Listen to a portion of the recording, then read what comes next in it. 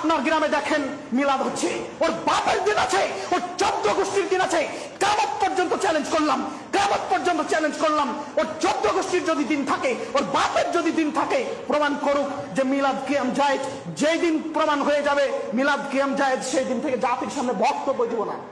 তো বলছি আপনার ওই চ্যালেঞ্জ আহলে সুন্নাত ওয়াল জামাতের পক্ষ থেকে আমরা অ্যাকসেপ্ট করছি। হ্যাঁ, তো আপনার ওই পার্শ্ববর্তী এলাকা গোপীনাথপুর মুফতি আলী হোসেন কাদরী সাহেবের মাদ্রাসা, ওই মাদ্রাসাতে তাইলে আসা যাক একদিন মিলাদ কিয়াম নিয়ে। আপনারা আছে কি প্রমাণ দেখাবেন? সমস্যা নেই সেটা তো প্রমাণ হয় না, যেটা আছে সেটা প্রমাণ হয়। তো সেটা জাতির সামনে আপনারা প্রমাণ করে দেন যে আছে, কোথায় আছে প্রমাণ করে দেন, ওটা আবার বসার ঠিক করে। তো দেখেন আপনি চ্যালেঞ্জ করেছেন, তো সামনাসামনি না বসলে আপনাকে কিভাবে দেখাবো? দেখুন বিষয়টা বুঝুন, যেটা নেই সেটা প্রমাণ করা লাগে না, যেটা আছে সেটা প্রমাণ করা লাগে। তো জাতির সামনে পেশ করেন। অবশ্যই, তো আমরা জাতির সামনে পেশ করবো। চ্যালেঞ্জটা তো আপনি করেছেন না, তো আপনাকে সামনে আসতে হবে না? আমরা এই এই সমস্ত মানুষদের সাথে বসতে রাজি নেই। তো তাহলে আপনি সোশ্যাল মিডিয়াতে চ্যালেঞ্জ কেন করলেন? আপনাকে আমি চ্যালেঞ্জ করেছি সবসময়। আপনি সকলকে চ্যালেঞ্জ করেছেন, তো আপনি কাউকে নাম উল্লেখ করেননি না। আপনি বলেছেন যে যারা মিলাদ কিয়াম করছে তাদের সকলকে আমার চ্যালেঞ্জ থাকলো, কোনো বাকের ব্যথা থাকলে সামনে বসে প্রমাণ করুন। কথা বলতে না দেন তাহলে ফোনটা কেটে দিতে আমি বাধ্য হব। আচ্ছা বলুন, আচ্ছা বলুন বলুন, আপনারটাকে শুনে নিন। আমার নেই, যেটা আছে কোরআন এবং সহিহ সুন্নাহয় যদি থাকে তা আপনারা জাতির সামনে প্রমাণ করে দেন, দিয়ে আপনারা বলুন যে না ইসরাফিল সালাফি ভুল বলেছে, এই দেখেন আছে, কোথায় আছে, কত নম্বর হাদিসে আছে, জাতির সামনে পেশ করেন, হয়ে গেল। চ্যালেঞ্জ আপনি করেছেন, তো আপনাকে আগে দেখাবো না, তারপর আপনি তখন বলবেন যে হ্যাঁ ছিল, আমি এটা ভুল বক্তব্য দিয়েছিলাম। জাহেলদের সাথে কথা বলতে আমরা রাজি না। তো আপনারা সকলেই শুনলেন যে এই বক্তা, এর বাড়ি হচ্ছে মুর্শিদাবাদ, এর নাম হচ্ছে ইসরাফিল সালাফি, এর বাড়ি আমাদের মুর্শিদাবাদ, আমাদের পার্শ্ববর্তী এলাকা। তো সে বক্তব্যের মাধ্যমে মিলাদ এবং কিয়াম নিয়ে আজ সমস্ত মানুষকে চ্যালেঞ্জ করলো যে মিলাদ এবং কিয়ামকে কোনো ব্যক্তি যদি জায়েজ প্রমাণ করতে পারে তো জাতির সামনে কোনোদিন সে কথা বলবে না।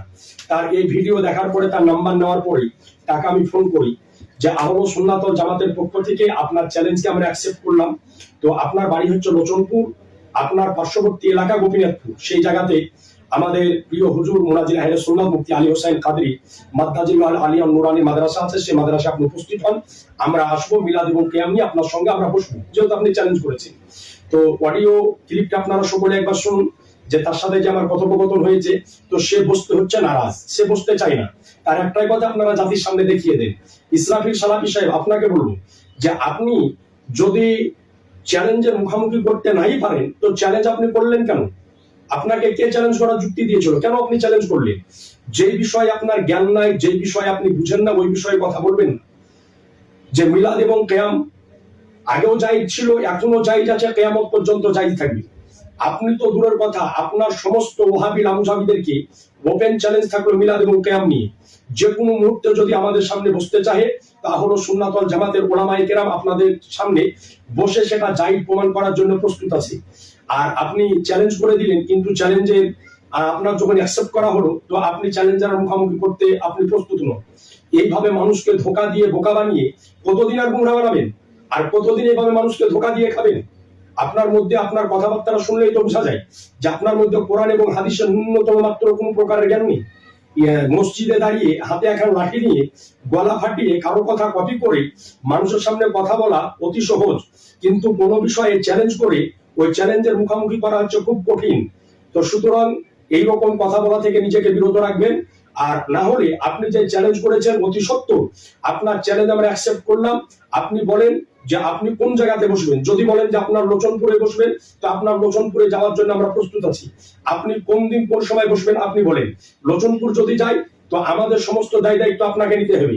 আপনি হয় আমাকে কলের মাধ্যমে জানান, আর না হলে আপনি ভিডিওর মাধ্যমে জানান। যে কোনো মুহূর্তে আপনি বসুন, মিলাদ কিয়াম নিয়ে আপনার সঙ্গে বসতে উলামায়ে আহলে সুন্নাত ওয়াল জামাত প্রস্তুত আছেন। আসসালামু আলাইকুম ওয়া রাহমাতুল্লাহি ওয়া বারাকাতুহু।